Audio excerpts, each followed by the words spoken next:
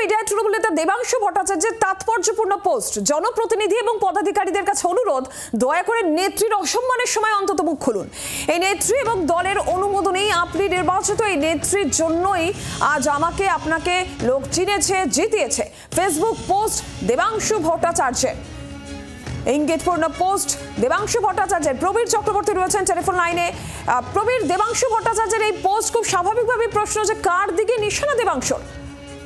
দেখো, দেবাংশুর যেটা বক্তব্য সেটা হচ্ছে যে দলের সমস্ত জনপ্রতিনিধি পদাধিকারী সবাইকে বলা হচ্ছে যে যারা অন্তত এই বিষয়গুলোতে প্রতিবাদ করছেন না, সে আরজিকর কাণ্ডের সময় হোক, সে যাদবপুরে বিশ্ববিদ্যালয়ের শিক্ষামন্ত্রীকে ঘেরাওয়ের সময় হোক, কিংবা অঙ্কনে মমতা বন্দ্যোপাধ্যায়কে হেনস্থার চেষ্টা, সেই বিষয়ে হোক, সমস্ত জায়গায় দেখা যাচ্ছে যে বেশ কিছু জনপ্রতিনিধি পদাধিকারী তারা কিন্তু চুপ থাকছেন। দেবাংশুর বক্তব্য যে মমতা বন্দ্যোপাধ্যায়ের জন্য সব পেয়েছেন আপনারা, অথচ দল যখন কঠিন সময়ে, দল যখন লড়াইয়ের মুখে, তখন আপনাকে চুপ করে পাচ্ছেন। এই জায়গা থেকে দেবাংশুর বক্তব্য যে সামনে 2026 বিধানসভা নির্বাচনে আছে, কখন মমতা বন্দ্যোপাধ্যায় কখনো অভিষেক বন্দ্যোপাধ্যায় কর্মসূচি দেবে, তার উপরে উপেক্ষা না করে আরো অ্যাক্টিভ হওয়ার তার জন্য অনুরোধ করেছেন দেবাংশু ভট্টাচার্য। প্রবীর, ধন্যবাদ। দেবাংশু ভট্টাচার্য তিনি যেরকম তাৎপর্যপূর্ণ পোস্ট করেছেন, তিনি আর কি বলেছেন শোনাবো আপনাদের।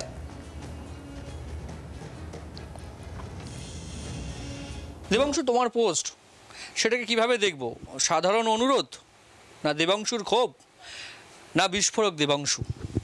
না, বিস্ফোরকের ব্যাপার নয়, ক্ষোভটা আমার একার নয়, ক্ষোভটা দলীয় সাধারণ কর্মীদের। কারণ তাদের সঙ্গে আমরা মিলিমিশি নিয়মিত প্রোগ্রামে যাই, সেখানে তারা আমাদেরকে বলেন, কখনো দেখেন না দলের ক্রাইসিসে, দলের সমস্যায়, দলের যখন যুদ্ধের সময়, সেই সময় মুখ খুলতে, সেই সময় কথা বলতে, তো তাদের তো একটা ক্ষোভ আছে। আমি মনে করি সেই সমস্ত মানুষগুলোর মধ্যে প্রকৃত মমতা বন্দ্যোপাধ্যায় সম্পর্কে আবেগ আছে, এবং তারাই তৃণমূল কংগ্রেসের প্রকৃত সেনা। আমার প্রত্যেকের কাছে অনুরোধ থাকবে, অন্তত বিধানসভা ভোট এগিয়ে আসছে, খুব ক্রুশিয়াল টাইম, সিপিএম বিজেপি সব রকমভাবে ঝাঁপিয়ে পড়ার চেষ্টা করছে, অন্তত আমরা যেন এই অন্তত আগামী একটা বছরের জন্য প্রত্যেকে যেন একটু নিজেদের অ্যাক্টিভিটিটা বাড়াতে পারি। একদিকে দেবাংশু ভট্টাচার্যের এই তাৎপর্যপূর্ণ পোস্ট, তার এই বক্তব্য আপনারা শুনলেন। তবে তার আগে শনিবার জি 24 ঘন্টায় দলের ছাত্র যুব সংগঠনের বিরুদ্ধে সরব হয়েছিলেন কল্যাণ বন্দ্যোপাধ্যায়। অর্থাৎ দলের একাংশের বিরুদ্ধে মুখ খুলেছেন তৃণমূলেরই নবীন ও প্রবীণ অংশ। শনিবার কল্যাণ বন্দ্যোপাধ্যায় কি বলেছিলেন শুনুন। দেখা গেল যে অক্সফোর্ডে এইভাবে তারা হট্টগোল করলেন বিভিন্ন ইস্যুকে সামনে রেখে।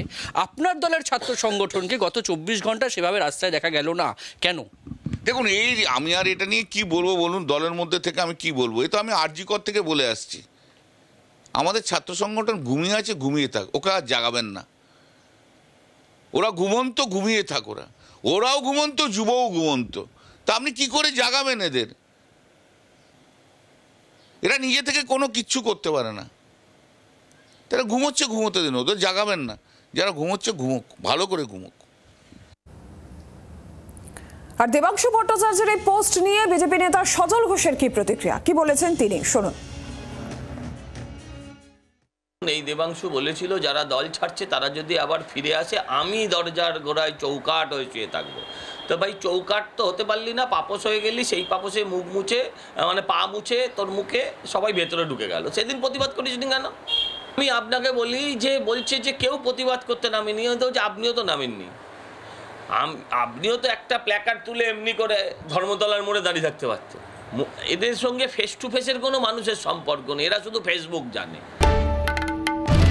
বাংলার আওয়াজ, বাঙালির আবেগ, জি 24 ঘন্টা।